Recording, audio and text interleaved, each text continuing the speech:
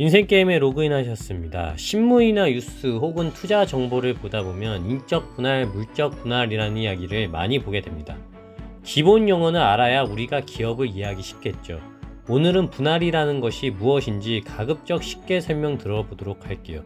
이 분할이 별거 아닌 것처럼 보이지만 분할되는 상황을 알고 있는 사람과 모르는 사람은 당연히 수익률에서 차이가 날 수밖에 없습니다. 그 구체적인 사례는 뒤에서 설명드리도록 할게요. 어쨌든 분할이라는 것은 회사를 나눈다는 이야기입니다. 물적이란 말과 인적이란 말 때문에 헷갈리는데 그 두 용어는 일단 무시하세요. 기존의 기업을 쪼개는 건데요. 추가되거나 빠지는 건 없습니다. 그냥 딱 비율에 맞춰서 쪼개버리는 거예요. 기업 가치 역시 마찬가지입니다. 당연히 주주의 지분도 변하지 않죠. 주주의 입장에서는 기업의 소유권을 어떻게 가지게 되는지 차이가 있습니다. 먼저 인적 분할입니다. 인적 분할은 사업 부문을 분할하고 분할된 사업 부문에 대한 소유권을 기존 주주들이 동일하게 가지는 방식입니다. 즉 하나였던 기업을 사업부별로 쪼갠다고 보시면 되죠.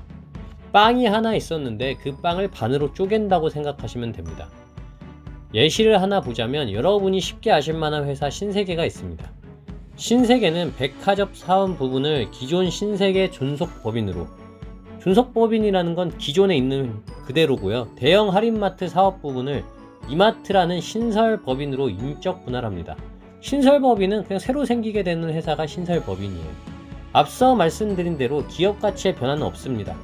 기존 주주는 분할 비율만큼 각 회사의 지분을 가져가게 됩니다. 그럼 굳이 인적 분할을 왜 하는 것일까요? 회사에서는 이마트가 잘 나가던 시절 신세계 안에 묶여 있다 보니 백화점과 이미지가 겹쳐 시장에서 저평가되어 있다고 판단, 이마트를 대형마트 회사로 아예 분할하고 백화점은 신세계로 나눠버린 것이죠. 분할 이후 실제로 이마트 주가는 재평가받고 상승했습니다. 다음은 물적 분할. 기존의 회사가 있습니다. 기존의 회사에서 일부 사업 부문을 분할해서 떼어냅니다. 여기까지는 똑같아요. 단 분할된 사업부를 기존 회사가 100% 보유, 즉 자회사화합니다. 그러니까 인적 분할의 경우 빵이 있었으면 빵을 반으로 쪼개서 나눠 갖는 거고요. 물적 분할은 빵을 쪼개서 잠시만요. 그냥 예시로 보도록 하겠습니다. CJ ENM은 드라마 사업 부문인 스튜디오 드래곤을 신설법인으로 하여 물적 분할합니다. 이때 스튜디오 드래곤은 새로 생긴 회사지만 실제로 CJ ENM이 100% 보유하는 방식입니다. 그럼 기존 주주들에겐 어떤 영향이 있을까요? 상황에 따라 다르지만 보통 소액주주의 입장에서는 인적 분할이 유리할 수 있습니다. 분할된 회사가 상장할 시 인적 분할된 회사의 경우 상장하게 되면 해당 회사의 주식 거래가 가능하죠. 그러나 물적 분할의 경우에는 그럴 수가 없습니다. 왜냐하면 기존 회사의 자회사로 들어가기 때문입니다. 새로 생긴 사업부의 지분이 별도로 생기는 건 아니거든요. 물적 분할의 경우는 분할한 자회사의 처분이 자유롭기 때문에 경영상 용이한 최대 주주 입장에서 보다 유리할 수 있습니다. 그럼 이제 이 분할이 여러분의 수익률과 어떤 연관을 줄 수 있는지 보시죠. 최근 이슈와 연관 지어 볼까요? 요즘 전기차 배터리로 주목받는 LG화학 역시 물적 분할을 한다고 합니다. 근데 그것 때문에 주주를 무시한다느니 하면서 언론에서도 여러 얘기가 나왔죠. 지금까지의 설명을 들으셨다면 어느 정도 이해가 되실 것입니다. LG화학의 기존 사업이 영업이익의 대다수를 내는 건 맞지만 시장의 관심은 기존 사업이 아닌 배터리 사업부입니다. 그것 때문에 주가 상승이 일어났던 건데요. 따라서 기존의 주식 가치의 압도적인 부분을 배터리 사업부가 차지하는데 이 회사를 물적 분할해버리면 기존 주주들은 간접적으로는 배터리 부분을 소유하게 되나 신설법인이 되는 이 배터리 사업부의 주식을 직접 보유하지는 못하게 됩니다.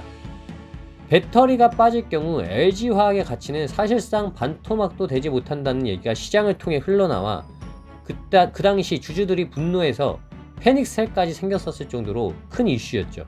최대 주주인 국민연금이 반대 의사를 비쳤으나 30%에 달하는 오너 일가와 기관, 외인들의 찬성으로 2020년 10월 30일 주총에서 분할이 통과된 상태입니다. 이런 사실을 모르고 와 배터리 좋다 LG화학이 최고라고 하네 하면서 투자하는 것과 이 모든 사실을 알고 투자하는 사람과는 당연히 수익률에서 차이가 나겠죠. 그리고 LG화학의 배터리 사업 분야가 되는 LG에너지 솔루션은 올해에서 내년쯤에 상장을 예고하고 있다고 합니다. 예, 오늘 영상은 여기까지입니다. 내용이 좋았다면 좋아요와 구독 부탁드립니다. 감사합니다. 좋은 영상으로 보답하겠습니다.